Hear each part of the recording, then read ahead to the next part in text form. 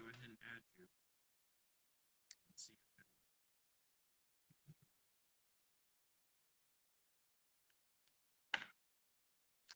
There we go.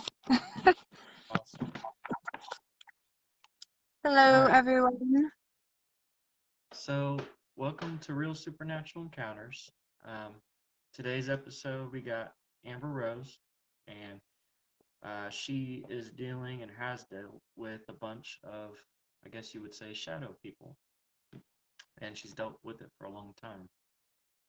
Why don't you go ahead and give the audience a brief bio about yourself? Okay, my name's Amber. I live in Michigan.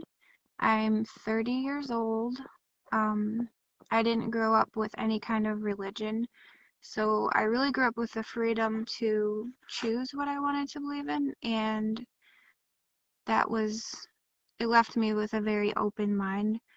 Um, and I just wanted to say also, thank you very much for making this video because I think it's really important that supernatural things get talked about because people don't know where to go for help because it's so much backlash when talking about the topic.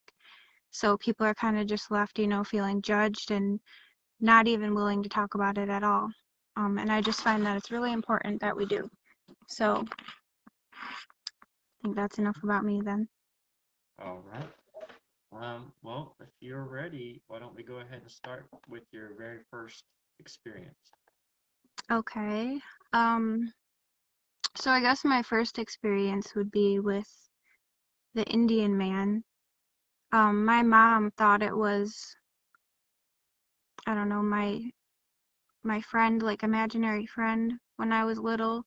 Now she probably wonders if it's more. But so the Indian man, as I called him, was someone I would talk to all the time as a kid. Maybe 5 or 6 years old. I'm not sure exactly the age, but my mom would hear me talking to him all the time. I would be referring to him really often, getting upset with my mom when she couldn't see him, and I would point and say, look, he's right there. Why can't you see him? Um, so I guess that would be the first thing. And I don't know if that's actually related to the things that I seen later in life or not. But that was definitely interesting. Um, so the next thing I guess would be I would, as a kid, I would have this vision where I was in a movie theater and I was like watching my life on the screen. Um, and there were people around me. And when I looked around at them, it was like they didn't realize that I was even there. They paid no attention to me at all, but they would be discussing and having conversations about my life that was being played on the screen and whatever was going on, whatever memory and it'd be like real stuff, real memories and things that actually occurred in my life that they would be talking about. Like, they'd be saying things like, I wish you wouldn't have done that, or this could affect her love life in the future, or how she thinks about things. And um, I would keep getting this vision all the time. Like, I would just be sitting in the car next to my mom driving somewhere and daydreaming it again. Um, and then later in life, I was maybe, I don't know, in my early 20s, and on the radio, there was a pastor talking about how it was like a movie theater. God's relationship with us is kind of like a movie theater, and that He's telling us that we're not alone. And it just clicked for me then, and I was like, "Oh my God, that was like a message from God telling me as a child that I'm not alone." Um, and there was another confirmation as well, to me not being alone before I even started to see things. So I was 20 years old. I was pregnant in a bad relationship, and I was just really down at the time. And I was working stocking, night shift, and a feather appeared on my the driver's seat of my car, and it was just laying in the middle of the driver's seat when I got out of work. And I thought it was strange, but I was like, whatever. And I looked around too, and I'm like, where could this have came from? And there was nothing in my car, and I don't know, I just thought it was weird, so I threw it out. The next day I came to work, and I locked my car, and, I could see my seat. There was nothing on my seat. I get out of work, and there's a feather again, a white feather, just laying in the middle of my seat. And I got a little scared at that point, to be honest, because I knew my car was locked, and I really thought someone was messing with me. Like, how is someone getting into my car? And why would they leave this? So again, I threw it out, and I was like, just forget about it, which now I wish I would have kept those feathers. But so I go to work again the next day, and I made sure this time when I got out of my car, is it locked? Double checked the handles and everything. Yeah, it's locked. Okay. Looked in the seat, nothing there. Went into work, come out, and it happened a third time. So I had a friend who was like the person who checks when people are shoplifting or whatever. And he was in the camera room quite a bit. So I asked him, can I see my car for the last 3 nights? I really need to look at it. And he did. We sat there and we looked carefully through 3 nights worth of video, and no one came to my car. So at that point, I was just like, yeah, this is a supernatural thing.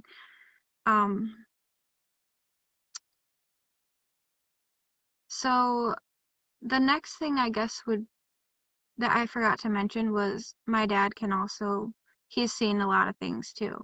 So I don't know if genetics is at play as far as, me being able to see things or not.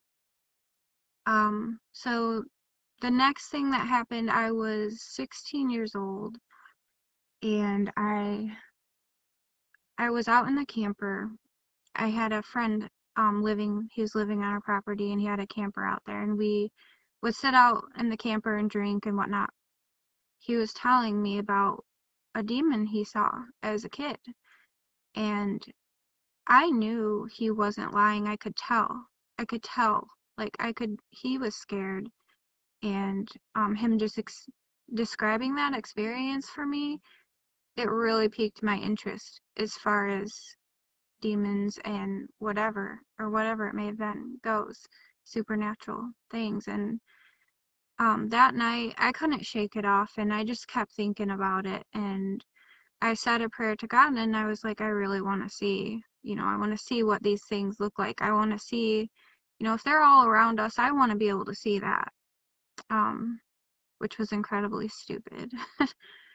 No one ever do this. Never ask God for to see. You don't want to see. Yeah. But so nothing happened right off the bat. I didn't see anything for a long time. But when I was 24, I had just gotten out of a pretty bad relationship, the same one from my pregnancy. And I don't know, I was kind of left broken. Like, I just felt like love's not a real thing, and I wasn't morally at a very great point in my life. Materially, I was doing great. I just inherited like $18,000, and I had my own apartment and a lot of material things going on, which meant nothing at the time, absolutely nothing, because spiritually I wasn't okay. And I wasn't being very good to people, and I was just morally not being good. And that's kind of important for this story, because when you're not spiritually right, I really believe that it can invite things in, and I believe it can give what I would call a fallen angel, or a watcher, as I named them, because they're always watching. It kind of gives them rights into your life. Like, if you're being good, you're more protected, I guess. Yeah. Let me just flip my timeline here. So, I started being touched by things that I couldn't see, but I could feel them. And at the time, I was dating a guy. He was living with me at my apartment, and I was telling him, there's things touching me. I can feel like a pressure on my feet, and that's mostly how it started, was always at my feet. Just something, just a light touch, and then I would feel something touching my hair, just like it was like doing this lightly on my hair while I was laying in bed every night. And it got so often that I could literally be in a room full of people and it would be touching me still. And of course, I wouldn't say anything, I didn't want to be seen as a crazy person. But I did confide in my boyfriend at the time about that, and he did think I was crazy, so I was right. I knew that's the reaction I would get. Um, we actually got into an argument about it at one point, and I was in my bathroom, which was really, really small. There, he was sitting in the tub, and we had a gap between us. And I was leaning against the counter, and I was telling him, these things are real. Why can't you believe me? Like, I'm not the type of person to be just making stuff up for people's entertainment. I don't do that. And he started mocking the demon, saying, like, come and get me, you guys, if you're real. Just stuff along those kind of lines. And I had a toothbrush holder sitting on the back of my, toilet, and it just went flying right between us, like between us, looking at each other, and it hit the door, and it was really loud, and I was like, you see this? And he was just like, no. I couldn't believe it. And I know it was because of his pride. He had already given me such a hard time about what I was telling him that he wasn't about to admit, like, well, there might really be something going on. But that was wild. So after that, we broke up. He moved out, which left me alone with these things touching me. And I was terrified. I was absolutely terrified. I sleep with my lights on every night, and the only thing to help me feel better at the time was my cat. He would sleep on my neck, and he was always there with me, helping me feel better, but still, I was getting touched constantly. Nothing stopped it. And my cat would chase these things too, and like play with them and jump up at the wall, like scratching up at the wall, chasing what looked to me was like nothing, but he clearly was seeing something. So there was a day in my apartment, I was packing a bag to go to my mom's. I just wanted to get away, and I was hoping I'd get some relief going there from what I was experiencing there in the apartment. And I don't remember why I was so angry this day, but I was really angry, and I just remember the anger just like rushing through me as I'm throwing stuff into this bag, and I look up, and this all black silhouette, probably about 4.5 feet tall, ran from my kitchen to my bedroom. And this is the first time that I had actually seen something be like physically present, like as real as anything. I was wide awake. And it looked really strange. It almost looked like the Hatchet Man symbol, if you're familiar with how it's running with its, back leg bent and its arms like this. But it went in a way that wasn't like taking steps necessarily, but it was like it glided across almost in a glitchy way. Very, very fast. it just kind of like glitched across the room, and then it was gone.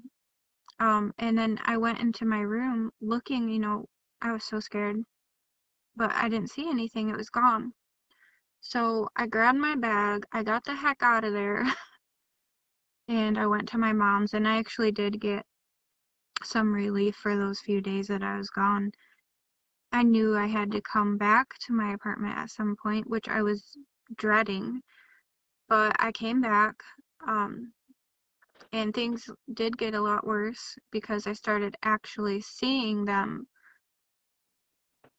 from then on, which lasted almost 2 years after that. So the first time I seen one again after that was I was sitting on my couch in the apartment, and across from me was my bedroom door, and next to my bedroom door was the TV. So I'm watching the TV, and something peeks around my bedroom door, as if it were scared for me to see it. And it was again all black, but this time it was taller, and it was just, I don't know, it seemed like it didn't really want me to see it, maybe. And it just kind of peeked out at me, peeked back in. Um, that was weird. And that happened a lot from then on. They like to peek around corners, and they do it that often. And then there was the next one I seen in a different form than that was there were three long silhouettes of black shadow, and they were kind of morphing in and out of each other on the wall. Like, it was almost like how a lava lamp moves, and they were just kind of, I don't know, they could go in and out of each other in like this kind of motion, I guess, on the wall. And sometimes they wouldn't have legs or arms, but they always had shoulders and a head. So there was that, and I just started seeing them in all these forms on a daily basis. But the next form that I seen it in was like a blob, which is weird because I don't know, it wasn't perfectly circular, but it was kind of like a circle of just dark shadow, and it would kind of morph in, or I don't know, it would get bigger and smaller, and it would just go along the wall, like back and forth along the wall, just like traveling around on my walls. And then I began to see a lot of those too throughout those 2 years. And then there was the ones that would show up on the wall, and they would just watch like for hours and not move at all. And it didn't matter, like I could literally walk up to the wall, because I eventually did get that brave to walk up to like where it was at on the wall, and it didn't matter, it wouldn't move or do anything but just until it faded away, which was, I started getting more curious than scared, and I really wanted to figure out what these things are, and I couldn't relate with anyone. Like, nobody had answers at all. And so I'm like, you know what? I can see these things at this point. I'm just not even really that scared. And I want to know everything. So I started observing them probably as much as they were observing me. Um, but that got dangerous, and it's not a good thing to do. I almost skipped something. So I had a friend over at the apartment, and I was telling him about what was going on, and he actually believed me, which was great. So we decided we were gonna stay up, turn off the lights, and he was gonna see one with me. So we sat in my bed and we just waited and waited for, one to come out, and eventually he fell asleep, and I was just sitting there in the dark by myself, And that's when one appeared right behind my headboard.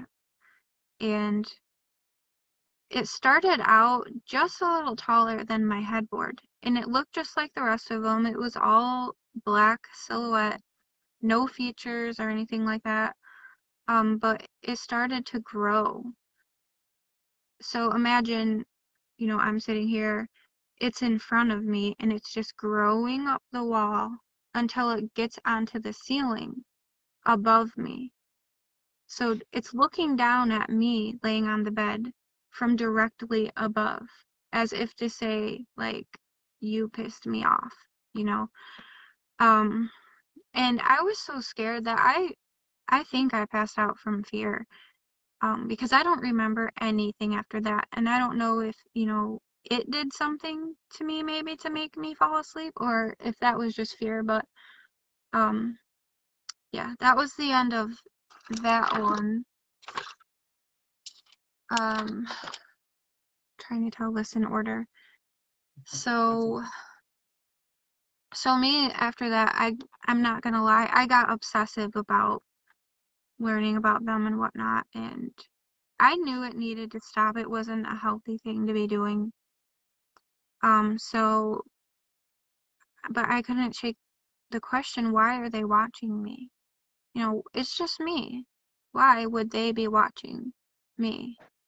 And I couldn't get over it. But I decided to move to my mom's after that and try and just break away from it and just get back a healthier mindset back. So I moved to my mom's and they followed me.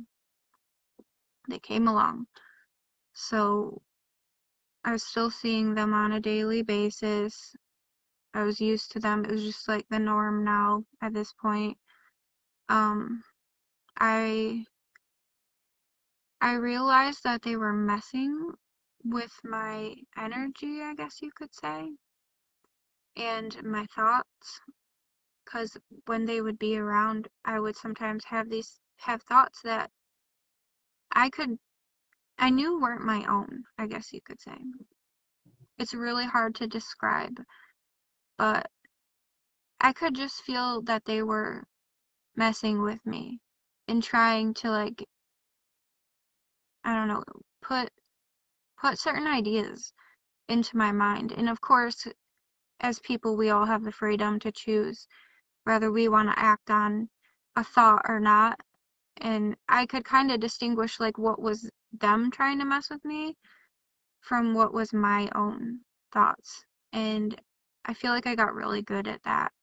And I would just shut it down right away. Like if I get a thought like that that I felt like wasn't my own, I would just shut it down. Like, nope, get out of here. I know that's you. Um, so I think they got angry because what I forgot to mention also was that when I first began to see them, my relationship with God was a little broken. And I said, I'm not believing in God. I don't believe in him. And I think that was my coping mechanism for dealing with just everything I had been through, and also not having to, I felt like if I just say God's not real, I'm not going to have to like deal with, me being a bad person. I won't even have to think about it, and I didn't want to. Um, and I even told my oldest brother that God wasn't real, which I feel really guilty for now because I know God's real. And that stuck with him. So I feel really bad about that. Um, but I think so at this point now that in the story that I was at, where I moved to my mom's, I started repairing my relationship with God. And I think this made them angry because they started to mess with the children that were in my life. So I had my son, I had my two little brothers, and they're all very close in age, almost the same age. My mom and I were pregnant at the same time. But they were the most important thing to me at that time, and I think that these what they are calling shadow people, I think they knew that because my son came running out of the bathroom with his pants down, screaming at the top of his lungs that there's a shadow in there, it's coming towards him, and it had its finger out pointing at him, and that it was going to get him. He called it a zombie. That's what he was referring to them as. And I made very, very, very sure to never speak of what was going on with me to my son, because I didn't want him even thinking about that. But he seen it for himself. And then one day he woke up with the idea that he misses his old mom and dad. His old mom and dad. Now, he never mentioned anything to me his entire life about missing an old mom and dad. It was just, and it was around the same time that they were starting to go after the kids in my life. So I'm like, great. They went and like messed with his mind now, is what I felt like. But he had this really long, just elaborate story. And he was only, I think, 5 at the time. So a lot of the stuff he was saying, it doesn't make sense that he would even know what he's talking about. But what he told me was that he was in a spiritual battle, basically. Like he was flying, he had wings and a sword, and that there were zombies they were fighting, which is what he called the shadow person.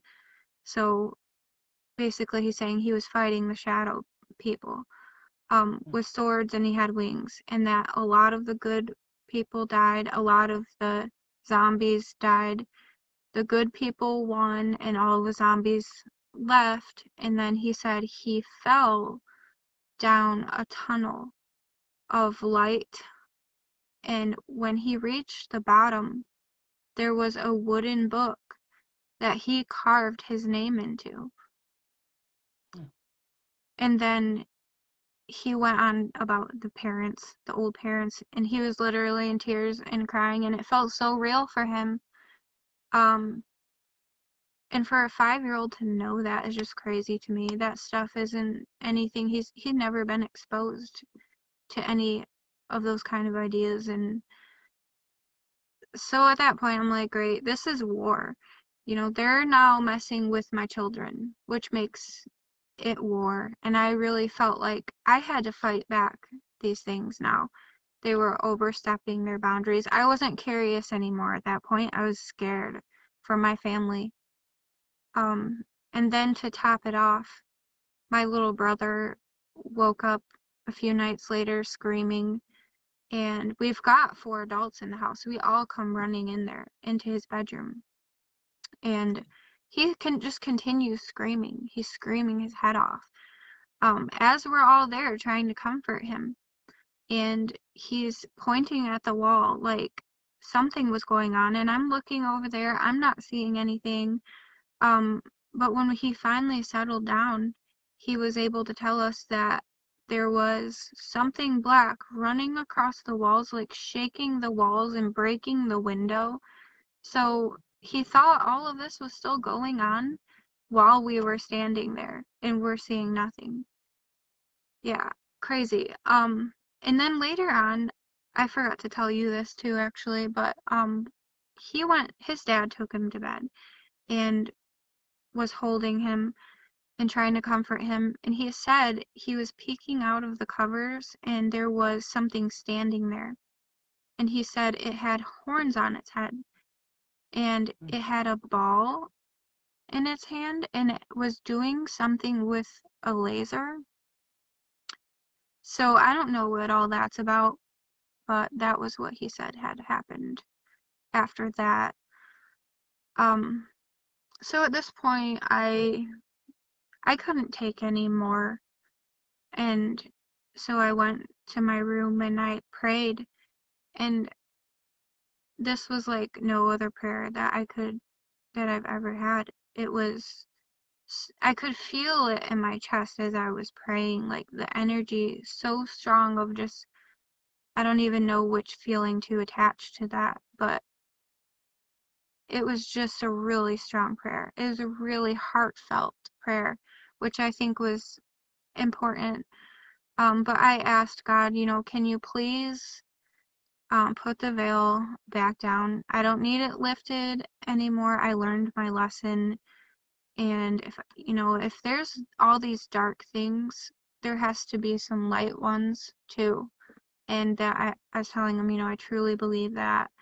And so that prayer ended, and the next day I came home from work.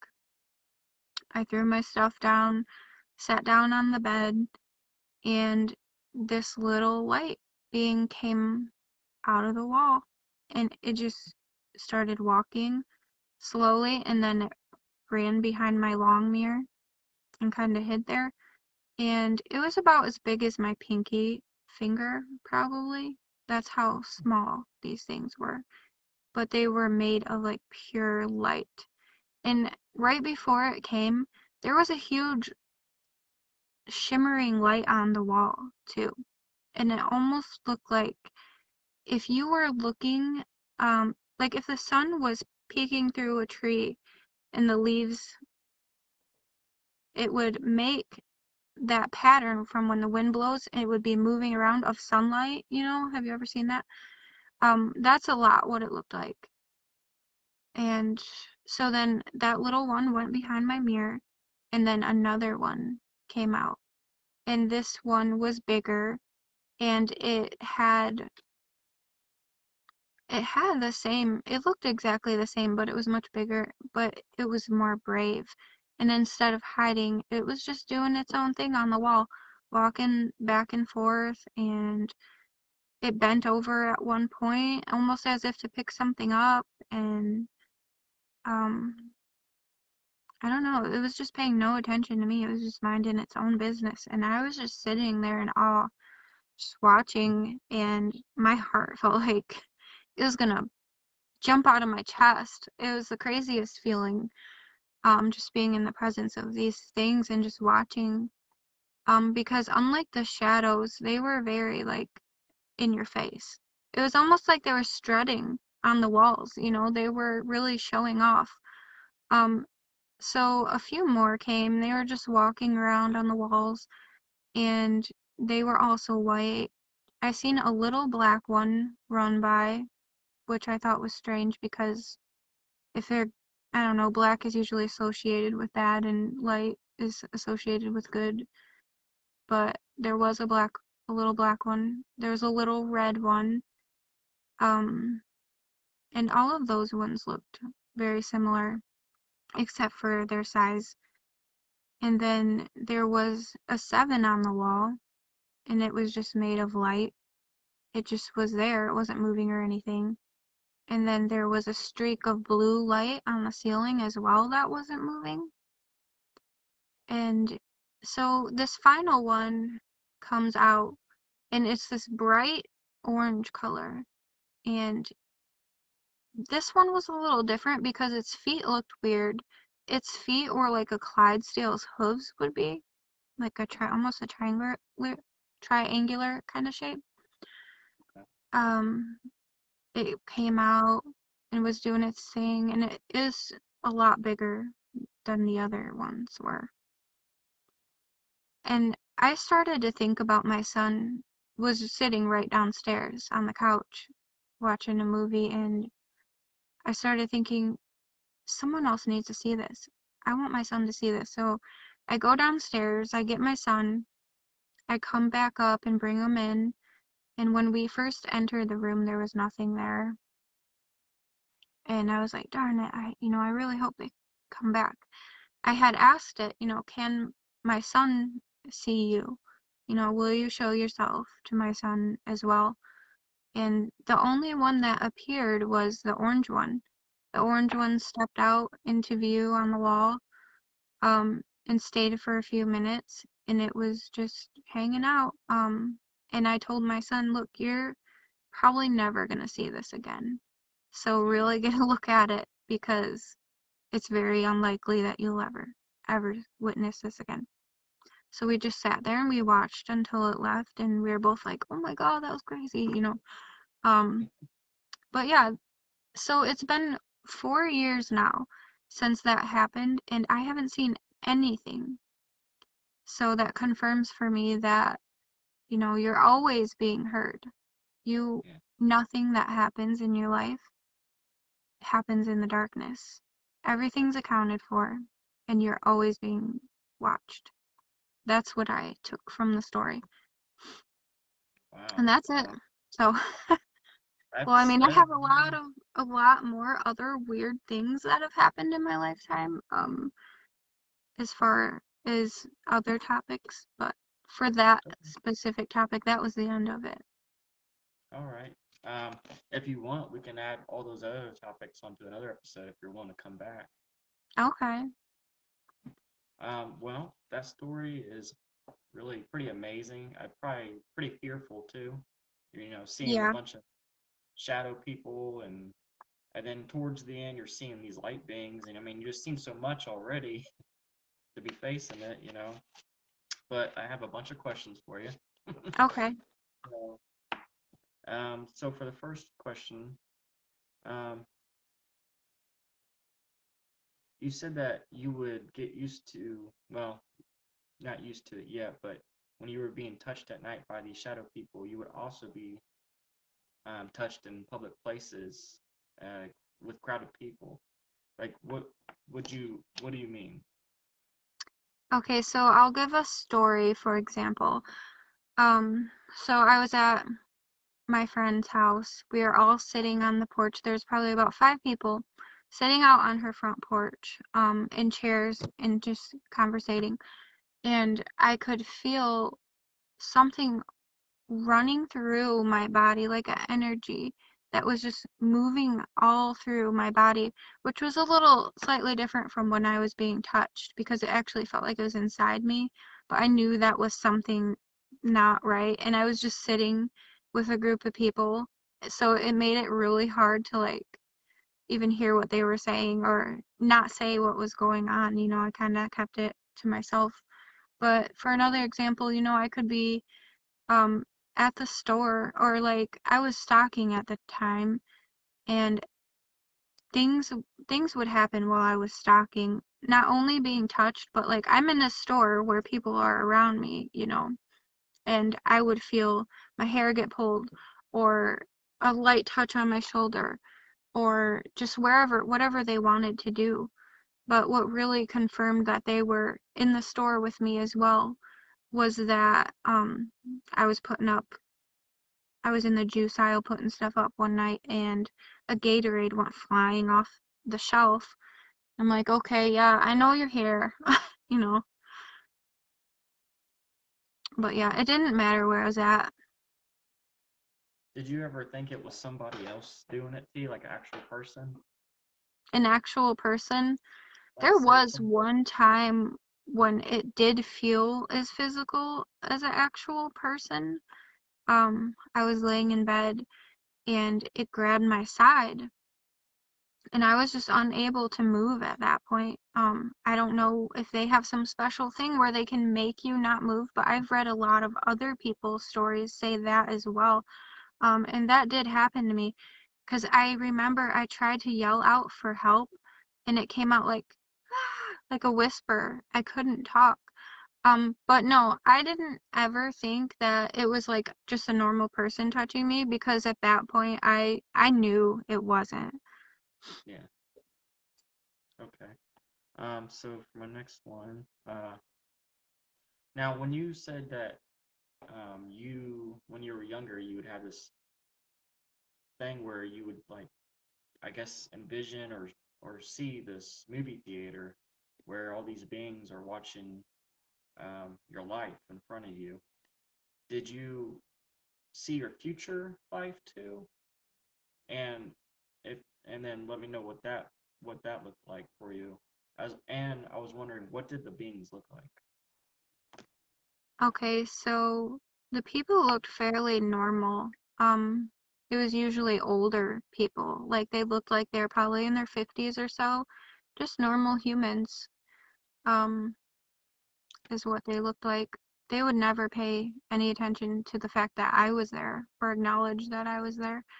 Um, but on the screen, yeah, I feel like I was older in a lot of them, and I would see things like myself talking amongst other people, or myself at a job working, or myself like doing something that I wasn't supposed to be doing, and then them commenting on it as it was going on. It's been so long that I can't like remember exactly, but yeah, I feel like I was older in a lot of those visions. Did you see anything scary on the theater when you No, watched it? Remember? nope, it was Okay. just a dark theater with my life on the screen. Never Well, anything scary. nothing scary on the screen. I mean, It was always just my life playing. It was always just like watching me through another person's eyes. did you feel any type of emotion, like embarrassment or anything, when they were watching your life? Yeah, I felt all kinds of emotions depending on which memory was being played. I remember feeling ashamed at some points, when they would say something like, I wish she didn't do that. Then I'm like, oh, Uh-oh. yeah. Um, how long did the movie theater thoughts last? For how many years? Um, I had to be really young, and I'm gonna say maybe 3 years or so.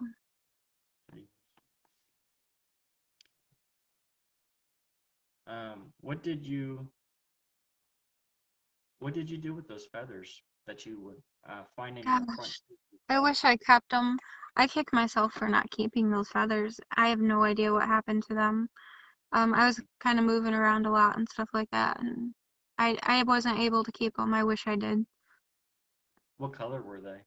They were pure white, completely white. Um, the guy that said he's seen a demon, that he looked scared when he was telling you that. Mhm. Um, Good how old old Tractor Jeff. tractor Jeff? How old Yep. was he? And did he get to describe it to you? Yeah, he did actually. He was in his 50s. He's an older fella. Probably share this video with him later on. He'll get a good laugh. But yeah, he said that he was in his bed as a young child, and he was expressing to his mom, I believe, that he was scared to be in there. But she just made him go to bed. And there was, I guess, one of those old-fashioned heaters in his room that like get really hot and you can't touch them. And his bed was somewhere near that, and he was warming up under the covers and just trying to fall asleep, and then he seen um something standing in his room that was black, and it had really red eyes, and I could just tell he was being honest about that, but I Did don't it remember any more details. was that like a one-time occurrence, or did he has he seen it like a bunch of times? Do you know? I think it was just that one time, as far as I know. All right. Hopefully Tractor Jeff likes this video. All right. So, Hopefully. I'm sure he will. uh, why do you think your boyfriend that was in the bathroom at the time, um, even though he saw something go flying between you guys, why do you think he kind of like resisted to believe it, even though he saw it for himself? Why do you think he was like just saying, you know, I don't believe it, even though he just seen something fly across right in front of him, he was denying it. Why do you think he was doing that? That really blew my mind. But I knew why, and it was because he had been giving me such a hard time, because I had been telling him for weeks that something's going on, and I really didn't have or know who to confide in about it other than my parents, who were extremely there for me. They were just there for me. I mean, yeah, I think it was a pride thing. Or maybe he was too scared to accept it. Maybe he didn't want to accept it because it's just too scary. And a lot of people I feel like do that too. You know, they just, it's so scary. They don't want to know. They don't want to accept it. I know. That I kind of means wish. there's something really there, you know. Um.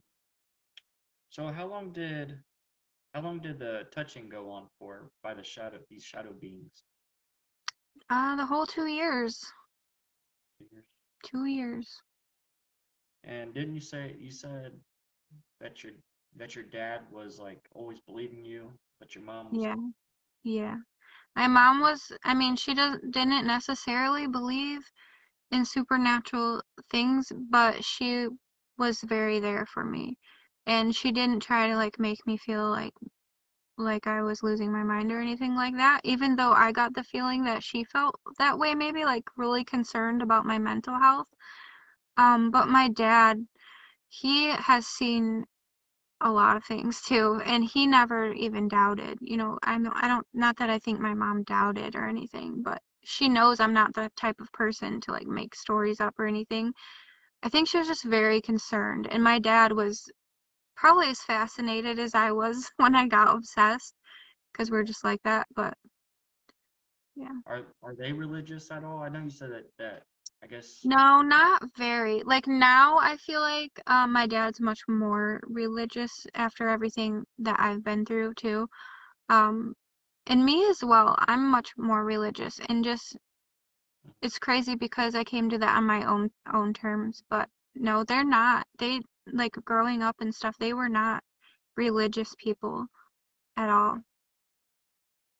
All right. You spoke of I think it was your first shadow person you seen. It looked like the shadow, or I mean the Hatchet Man. Yeah, How gotcha. tall was that figure? What's that? How tall was this figure? Like how tall was this? It was like a child. It looked like a 5-year-old child, or maybe taller. I don't know, a 7-year-old. It looked about 4.5 feet or so tall. And like what kind of glitchiness do you mean? Like Man, that's so hard to describe, but it was almost like, you know how Sonic runs in the games, the old school ones? yeah. It was almost like that. It was just like, I don't know, but it like it was almost like it broke up a little bit as it was going, like how, like when your camera is lagging and you're on a video call or something, it was like laggy, I guess. Did you ever see that figure again? No, in fact, that was the only time I had seen it physically, like run through a room. Usually they were on the walls. The only time they weren't on the walls was like when they were peeking around corners. What was the first? Was that the first shadow being that you ever saw, or Yeah, was there? yeah, Yeah. the Hatchet Man one was. How tall was the second? I think it's the second entity that peeked around the corner. How tall was he or it? I would say it was around 5'8". That's pretty tall.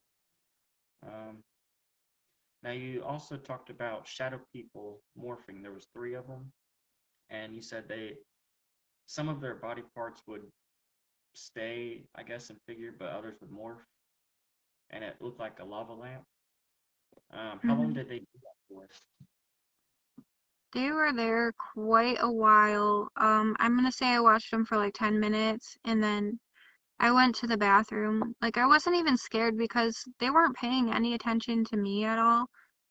I don't know what it was that they were doing, but it was interesting.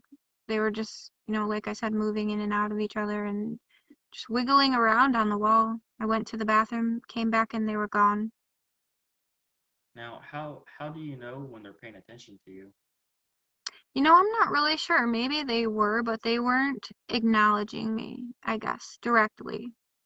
Because, I mean, you can't see eyes, or at least Right. I couldn't. I could never, have never seen any features on these things. No eyes, no mouth, no ears, no nothing, just black silhouette.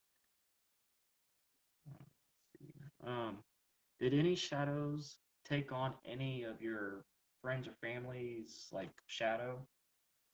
Say like your dad had a shadow who was walking, and it like take the form of its shadow or anything like that. Um, I never witnessed anything like that, no. Um, how did it get dangerous when you would watch them as they watched you? It got dangerous because it's one thing when it's me they're messing with, but when they mess with your loved ones, then that's what I feel like can be dangerous, especially when, little ones. So I use Reddit as a means of helping people because when I was going through this, there was no help for me. There was no answers because no one wants to talk about this thing, kind of Yeah, thing. But on Reddit, you can be anonymous, and it's literally on a daily basis that people are asking for help. And a lot of times these are critics and people that, don't believe, but they're still asking for help, some of them, because of their children are being targeted and coming to them and saying, look, I'm seeing this. And even though they don't believe it and they can't understand it, they're still asking for help, you know. I So I know. think I it's dangerous, especially when children are involved. I agree. I don't. I can only imagine since you said your son and your nephew experienced a bunch of different things happening to them as Yeah, well. my little brother. It was your little brother. Yeah. Um, now the one that I think this is more of a statement than a question, but the one that you described when you were laying down and it was kind of in front of you and it kind of grew all over the wall and then over the ceiling like in size and just stared at you for you know for a very long time. I think that would have probably scared the crap out of me personally. That Um, was the scariest time, I will say. Yes, it was. That was the scariest encounter I had with them. and did you feel like any kind of malevolence from it? Yeah. Kind of Oh, evilness? yeah. It was completely negative. It was a very dense, bad feeling. Did you have any nightmares or dreams because of these beings? Um, Now I don't know if those were connected, but I I could go on all day about my dreams because um I dream at least 3 times a week and I have my whole life. So dreaming that much, I can't really say if it was connected or not. I dream about a lot of things. I have had spiritual dreams, but I'm not sure if they were too much connected. Like, I haven't actually seen shadow people in my dreams ever. Okay. Um, so you said that you moved to your mom's house from your apartment.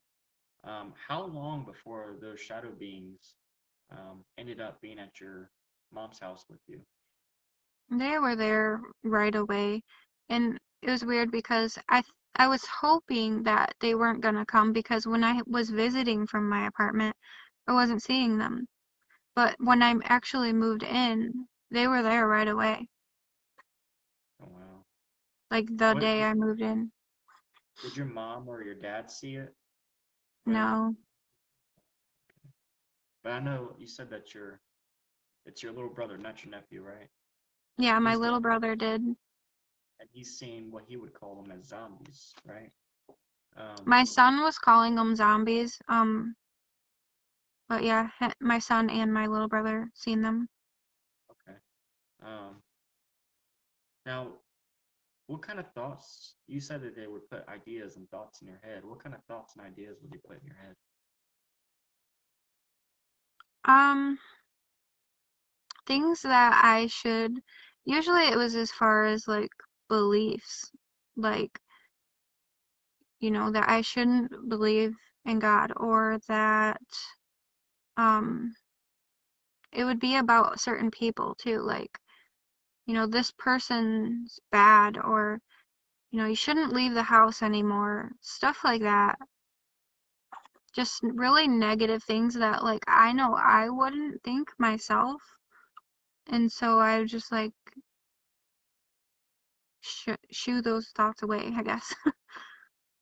I always wonder, like, if most of our negative thoughts that just appear in our head are from other things. I always wondered that because I would get all kinds of weird negative thoughts myself, and they just come out of the blue, and I just think I'm the one thinking it, but Well, it's really the way I was able to distinguish the difference was if it was really something that I if I felt that I disagreed with a thought, because if you think about it, there's when thoughts are going on in your head like a conversation, like is there two separate things talking? You know what I mean? Like say you're having a conversation with yourself and you're like, I disagree with what I just said in my head. Is that even me then? You yeah, know, I don't know, but if I felt like I disagreed with a thought strongly, that it just wasn't even mine. yeah. I agree. I agree. I think a lot of people are going through that, but they're thinking that it's their own thoughts. And I And also believe there's another side to it too, you know, a good side that is there to guide you because I can tell when that's happening too, you know, and we- like intuition is what people, you know, have termed it, but I believe it's more than just that. I agree too. I agree. I agree. You have a good side and a bad side, as funny as that sounds. But I think it's like a spiritual warfare, and they're trying to like Yes, exactly. changing your decisions, making your decisions, While and we're maybe on I the think that. subject of spiritual warfare, sorry to interrupt, Oh um, no. Pastor Doug on YouTube, Doug Batchelor. If anyone's going through this and you listen to Spiritual Warfare Part 1 and Part 2, that was so helpful for getting me through what I would call that war I had with them. So, yeah, I just wanted to throw that out there. That's called, what's it called? Doug Batchelor. He's on YouTube. He has a specific episode. Actually two, Part 1 and Part 2 called Spiritual Warfare. And that's really I believe that can really help a lot of people understand what's going on. All right. I wrote that down. I'm gonna check that out later myself. Um, Now, I remember you said that you told your brother a little ways back that God didn't exist. And then you said you regret that feeling. Have you been able to try to change his thoughts on if God exists or not?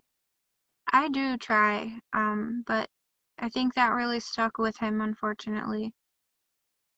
Why do you think he believed you so much? I don't know. I don't really know. I guess he's just the type to also not want to look at, deeper into these things. It's scary to have to like know that you're gonna be um responsible for the things that you did.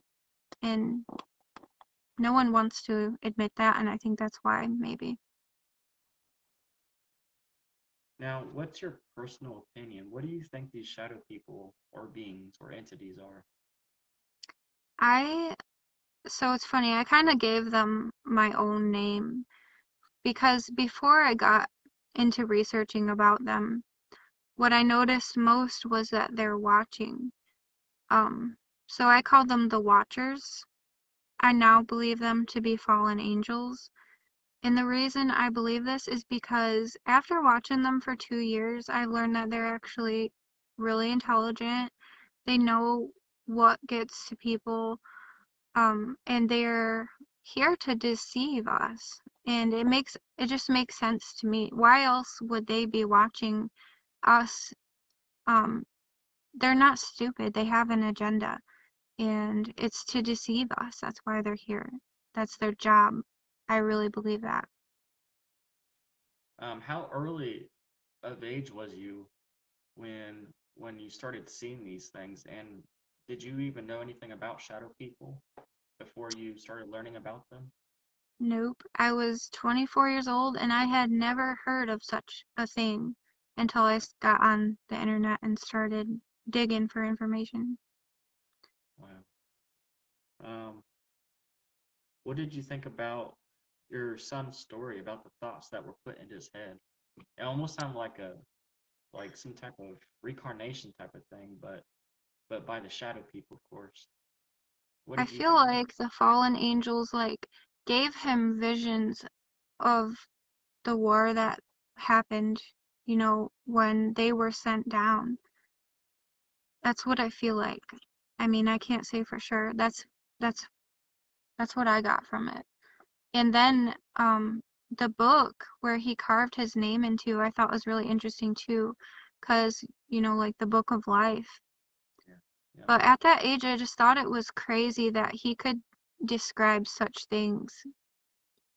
How old was It he? didn't come from him, you know what I mean? There's no way.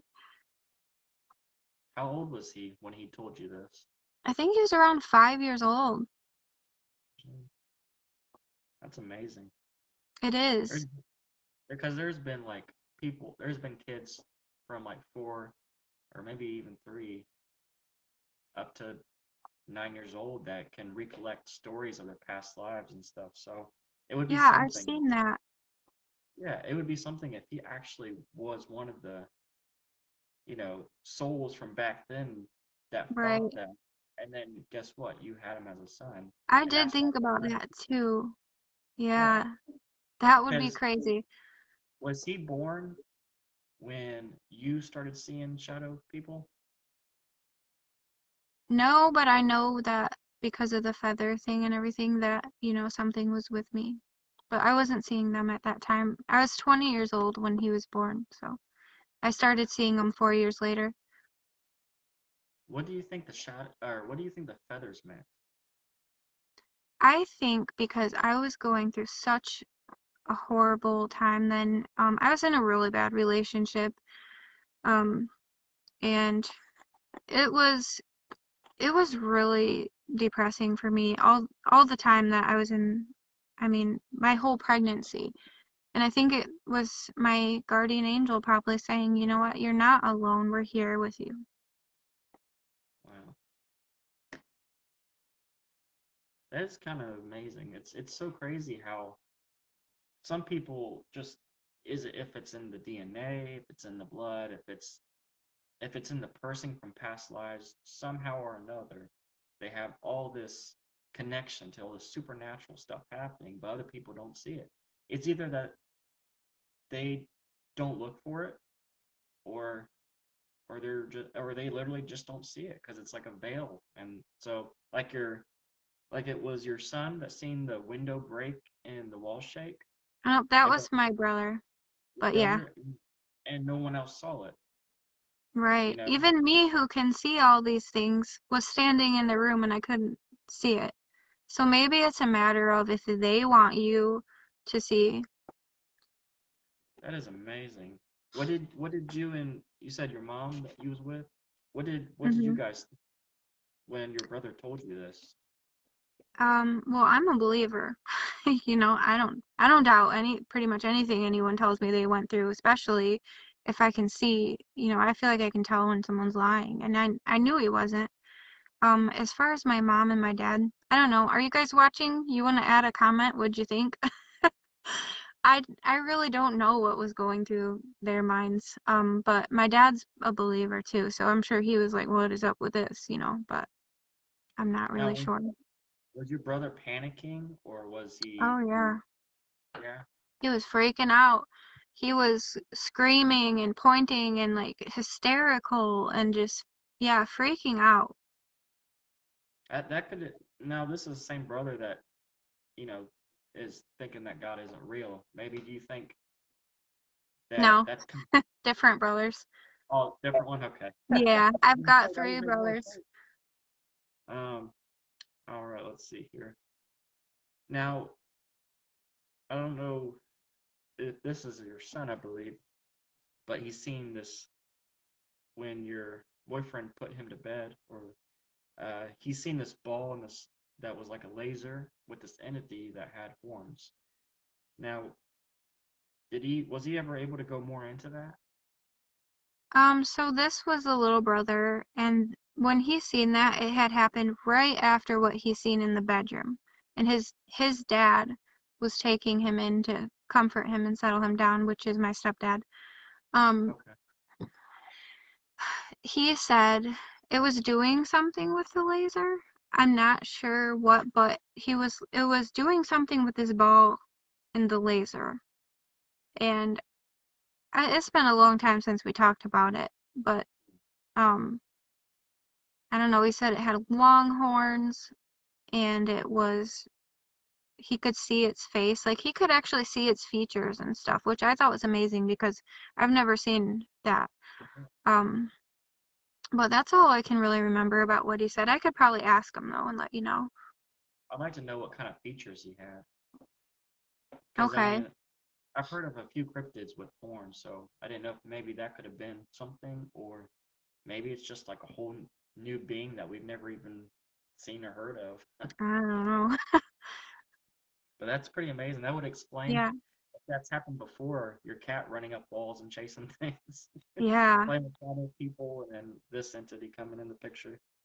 Now, when you first started seeing the light beings, what colors were they? They were, they looked like they were made of pure light, and most of them were white. Like, as white as it gets, like snow white, but like a light bulb is on inside of them. Very, very white. Um, Very luminescent. and then there was the orange one, the orangish colored. And there was a little red one, a black one, but most of them were white. And you thought since the one light was black, you thought that was a evil one, or I'm not really sure. Honestly, I can't decide what they were. I can't say I know it because you know how they say dark things can masquerade as angels of light.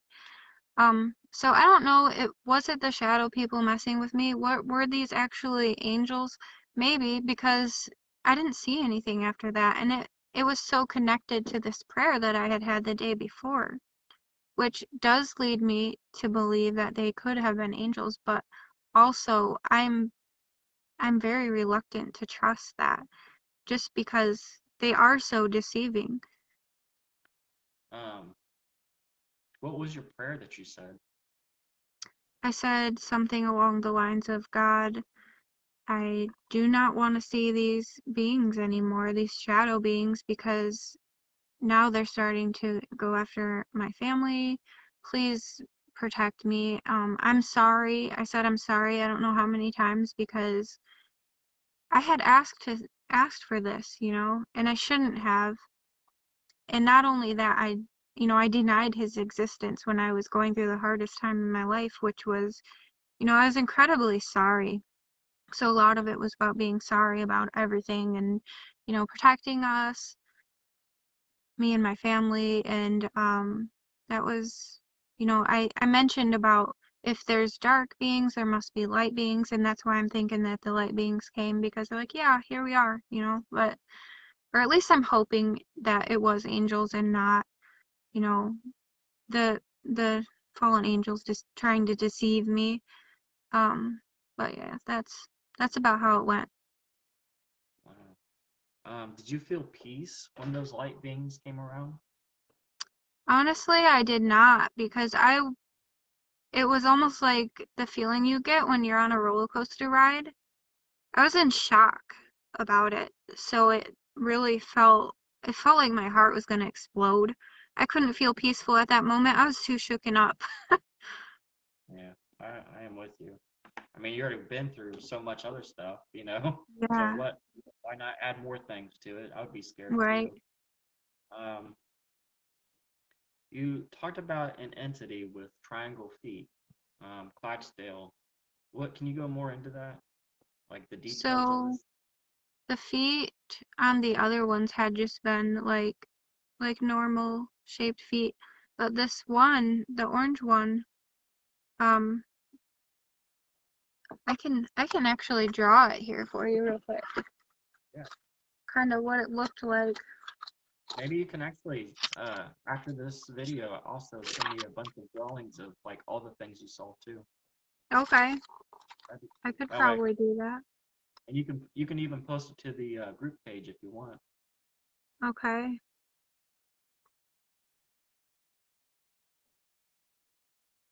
This is not going to be the greatest, but just for Yeah, just an example. reference.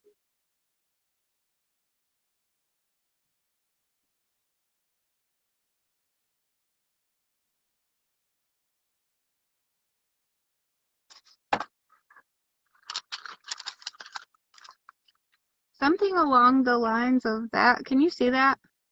Yeah. Okay. Its feet were just like horse-like, I guess. Yeah. And what color was that? Orange. That That was was the orange. orange one. Okay. That is amazing. Now, how long did you see these light beings for? Like, was it just a one-time thing? Just a couple hours, couple minutes? I felt like it was probably around 20 minutes or so that they just stayed and walked around. But like I said, I never seen anything since. That was the last time. And like, I forgot to mention this, but when they left, like the 7 on the wall and the streak of blue light that was on the ceiling just faded away. Oh, no. It all faded away at the same time. And you described it as like having blinds and the sun coming through type of thing? When they first appeared, it was almost like a little portal or something. Oh, wow. Okay. And they came out of it? They didn't come out of it necessarily, but it just appeared right before I seen the first one. Wow. I have one more question, and this will kind of wrap up things for this episode. Um, when you sent me your story and also told it on here, you really learned a lot from these things because you watched them as well as they watched you, and I thought that was pretty impressive because you were just telling me all kinds of things, like more detailed things about you know like what you've learned from them and everything. Um, can you tell the audience uh, a lot of the things that you learned from watching these shadow people and how they can, I guess, protect themselves and not to be afraid of these entities and just kind of go into what you learned about them. Okay. Um, so I do actually a lot of work with giving advice to people who are reaching out and in need. And the main thing that I tell them, as far as protecting themselves, is that you have to have a pure heart and a pure mind, pure thoughts. That's the key to making sure they don't have rights. Because, and I learned this through experience, because when I was down and out and I was being bad, pretty much, I was being bad, a bad person in general, that's when they had the most rights into my life. And I kind of revoked those rights along with God, of course. I'm just the messenger here. But doing anything that is at conflict with your soul, like if you feel like something's wrong, but you're just doing it anyway, or even if it feels slightly wrong, if you have to ask yourself, is this wrong, something you're doing, then yeah, it is. And stop doing it and you'll, revoke their rights. And that's how it works. They can't interfere with your life if you're going to be pure as possible. And of course, nobody's perfect. But you do have control over what you choose, what thoughts you choose to entertain and what thoughts you don't. And another thing I learned was I was completely violated by the fact that when I thought I was alone, I actually wasn't. Um, that was really, really hard for me to get over. But yeah, they're always around. They are always around. They're taking note of what you're doing. The enemy will hold it against you when you do wrong. That's why they're here, and they're here to help you along with that too. So, if you want to deliver what I call a spiritual punch in the face, resist that as much as possible. And That's how you protect yourself from these. Okay. And also, like I said, Doug Batchelor on YouTube, very, very, very great resource to have as far as learning, spiritually what you need to do to be protected and what's going on. He gives a lot of insight. Now, what if someone has questions for you or they need some advice? Because you said you give advice. How can people reach you? It's you can reach me on my email that I use specifically for this topic, love_rise@outlook.com. All right. Well, guys, that wraps up our episode for today. I think we're going to also be bringing her back for another episode about her other supernatural experiences. Do you have any closing comments you'd like to give the audience before we end the show? Nope, thanks for listening. All right. All Well, I right. appreciate you for coming on, and I can't wait to have you back on again. Thank you, and thank you guys, and I guess I'll see you all Awesome. later. Talk to you later.